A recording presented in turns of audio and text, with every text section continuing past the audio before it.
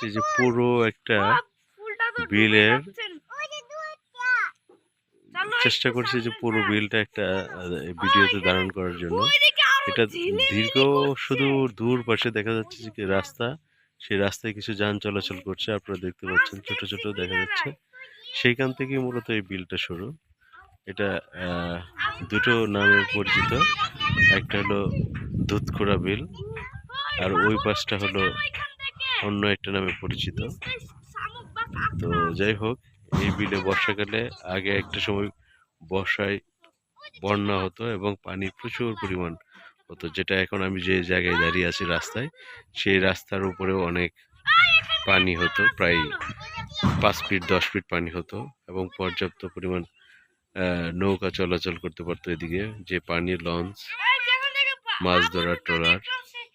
এখন অবশ্য বেড়িবাঁধ হওয়াতে সেইগুলি এখন বন্ধ হয়ে গিয়েছে।